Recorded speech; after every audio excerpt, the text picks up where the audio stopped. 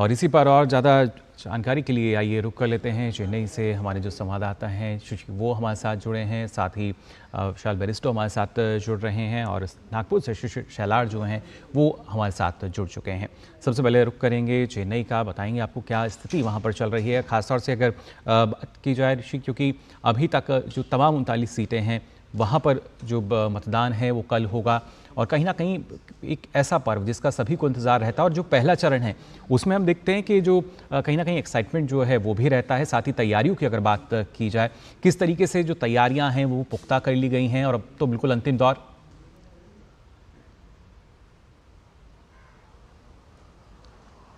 बिल्कुल, देखिए, जहाँ तक तैयारियों की बात करें तो चुनाव आयोग ने खासतौर से जो तमिलनाडु में अगर हम देखें तो करीब 6 करोड़ से अधिक मतदाता हैं, जिसमें कि 950 उम्मीदवार इन 39 सीटों पर चुनावी मैदान में हैं। जी। इस लिहाज से देखें तो प्रथम चरण में अगर सबसे अधिक मतदाता जो उम्मीदवार अगर हम देखें तो सबसे अधिक कहीं पर हैं तो वो तमिलनाडु में ही है। दूसरी एक और जो इंटरेस्टिंग बात है कि इसमें महिला उम्मीदवारों की संख्या भी तमिलनाडु में सबसे अधिक है। तो ये तो आंकड़ा हुआ कि कौन किसके सामने है, यानी कि वो 6 करोड़ वोटर है और करीब 950 जो उम्मीदवार हैं। जी। अब इसमें जो चुनाव आयोग ने तैयारी की है, करीब 68,000 से अधिक पोलिंग बूथ बनाए गए हैं और इसमें सबसे अधिक पोलिंग बूथ जो है वो चेन्नई में है, क्योंकि चेन्नई में 3 यहाँ पर इलाके हैं लोकसभा के, जिसमें कि चेन्नई उत्तर, चेन्नई दक्षिण और चेन्नई सेंट्रल। तो इन 3 इलाकों में अगर हम देखें तो कुल मिला के जो शहर है उसमें सबसे अधिक जो मतदान केंद्र हैं वो तैयार किए गए।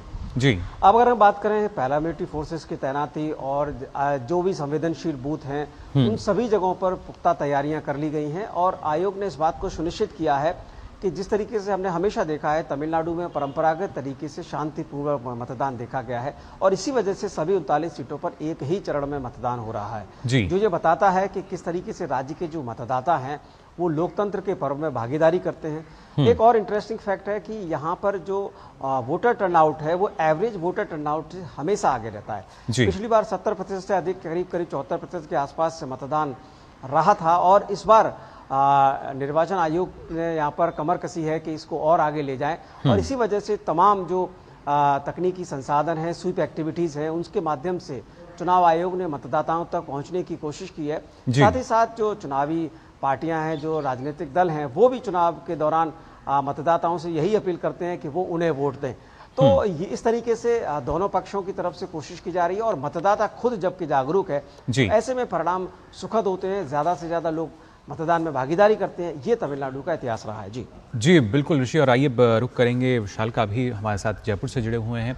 विशाल, अगर खासतौर से राजस्थान की जब हम बात करते हैं, उन जो ये सीटें हैं जहाँ पे पहले चरण में मतदान है, किस तरीके से यहाँ पे जो तैयारियाँ हैं वो पूरी कर ली गई हैं? क्योंकि अगर राजनीतिक दलों की बात की जाए तो पूरा जोर शोर से जमकर चुनाव प्रचार हुआ है और कोशिश एक ये भी रहती है कि जो मतदाता हैं वो अपने मताधिकार का प्रयोग करें। इसके लिए भी क्या कुछ खास तैयारी देखने को आई है वहाँ पर?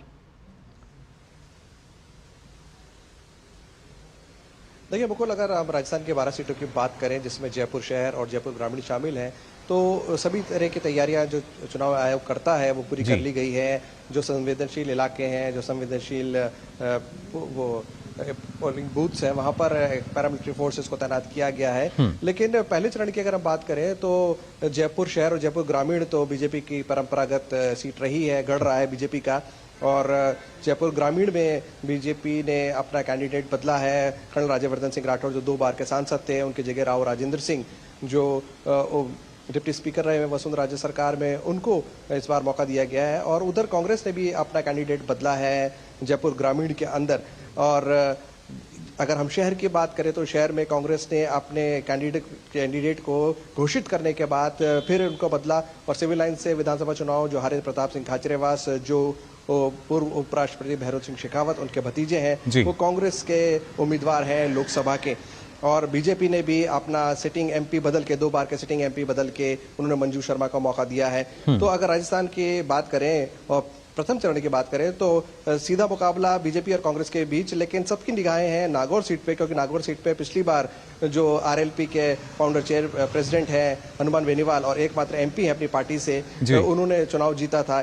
इस बार बीजेपी ने वहां पर कैंडिडेट बदलकर ज्योति मिर्धा को चुनाव मैदान में उतारा है। ज्योति मिर्धा विधानसभा चुनाव नागौर से हार चुकी हैं, लेकिन इस बार सबकी निगाहें नागौर पर इसलिए हैं क्योंकि बीजेपी को काफी उम्मीद है नागौर से। अगर बीजेपी नागौर की सीट जीत लेती है तो बीजेपी अपने पुराने रिकॉर्ड को ठीक कर लेगी। पिछली बार 2019 में उन्होंने 24 सीटें जीती थी, जबकि नागौर सीट बीजेपी और कांग्रेस दोनों ही हार गए थे। बीजेपी की निगाहें सभी 25 सीटों पर हैं, लेकिन कांग्रेस इस बार अच्छी तैयारी का दावा कर रही है और पूर्वी राजस्थान और शेखावाटी के कुछ इलाके हैं जिस पर कांग्रेस की खास नजर है। जी बिल्कुल, और खासतौर से ऋषभ, अगर जब हम बात करते हैं कि बीजेपी की तैयारियों की बात करें या कांग्रेस की, तो इस बार हमने देखा है कि कैसे जो दक्षिण का दुर्ग है उसको जीतने के लिए बीजेपी ने भी कोई कोर कसर नहीं छोड़ी है, क्योंकि जमकर चुनाव प्रचार हुआ है और कहीं ना कहीं ये भी माना जा रहा है कि जो अब जो जनता है और खासतौर से जो फर्स्ट टाइम वोटर्स हैं उनका जो रुझान है वो अब बदल रहा है, यानी कहीं ना कहीं मिजाज जो है वो कुछ बदलता हुआ नजर आएगा।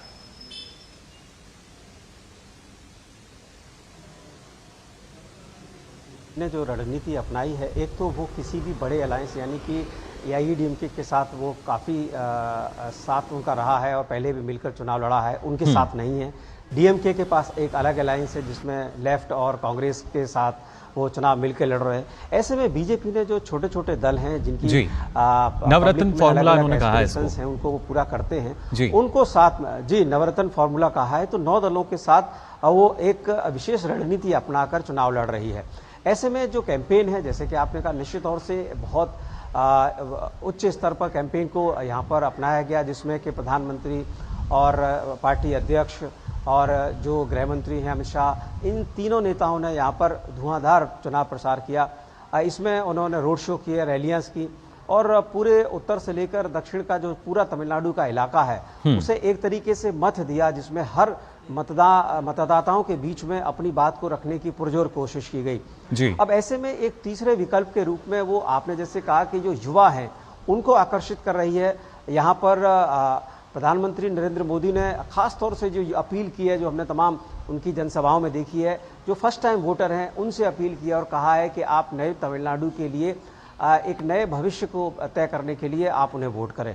तो एक रणनीति अपनाई गई और इसमें हमने एक चीज और देखी कि जो नया मतदाता है जी वो इसकी संख्या भी इस बार काफी बड़ी है। तो इसमें जो रणनीति है उसमें साफ तौर से जो यंग वोटर है उसको साथ लाने की है, साथ ही साथ जो महिला वोटर्स हैं उनको भी साधने की कोशिश की गई है। जी बिल्कुल, काफ़ी अहम भूमिका जो है वो कहीं ना कहीं हमें नज़र आएगी और अपने आप में एक काफ़ी महत्वपूर्ण दिन, क्योंकि पहले चरण का जो मतदान है कल जो वोट हैं वो डाले जाएंगे।